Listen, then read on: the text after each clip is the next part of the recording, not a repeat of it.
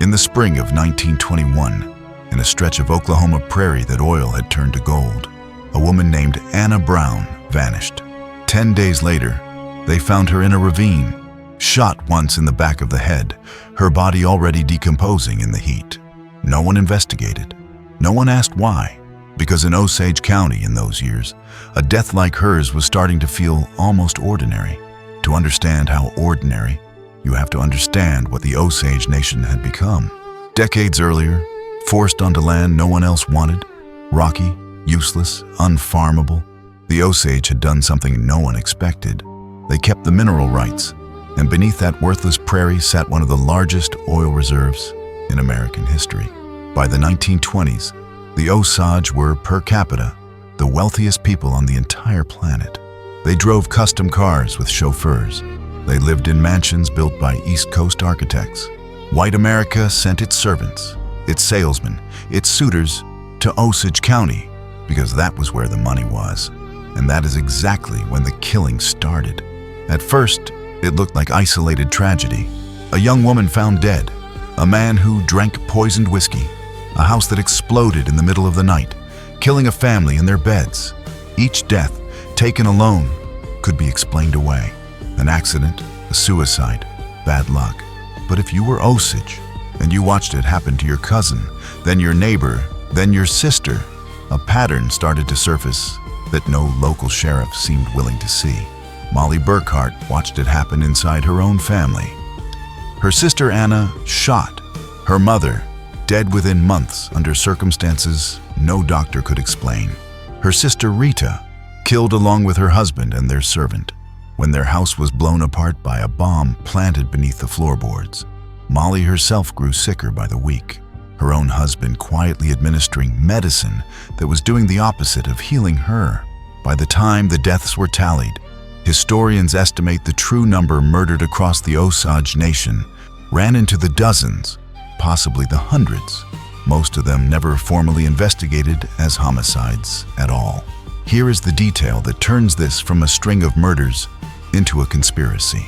Under a federal guardianship system, many Osage were legally barred from managing their own oil wealth and required a white guardian to control their finances.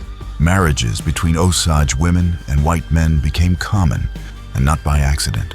If your wife died and you'd been named her financial guardian, her head right, her share of that oil fortune came to you. Death in Osage County had become a business model. Local law enforcement did nothing. Local law enforcement, in some cases, was part of it. So eventually, the case landed on the desk of a young federal agency trying to prove it deserved to exist, the Bureau of Investigation, not yet the FBI, run by a director named J. Edgar Hoover, who saw in this case a chance to make his bureau's name. The agent Hoover sent in, Tom White, didn't come in with badges and headlines. He built a team of undercover operatives, a cattle buyer, an insurance salesman, a Native American agent posing as a healer, and let them live inside Osage County for months, gathering what the local sheriffs never had the will to gather. Evidence. What they uncovered was worse than isolated greed. It was a network.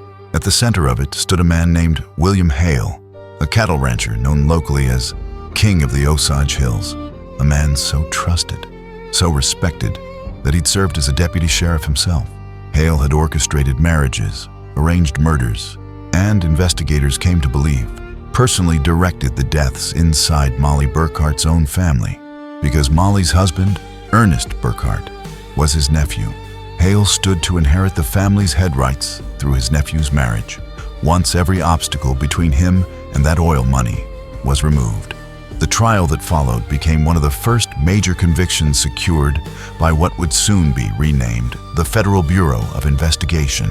Hale was convicted.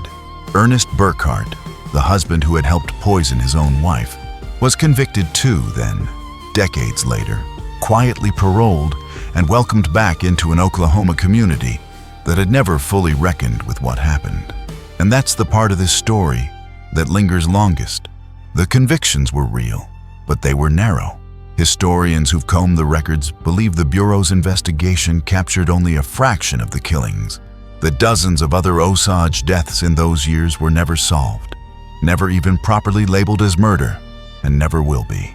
The oil money that built this nightmare is still, in diminished form, paid out to head right holders today. The Osage Nation still lives beside that history, in the same towns, on the same land, where their relatives were killed for what they owned. Because this was never really a murder mystery.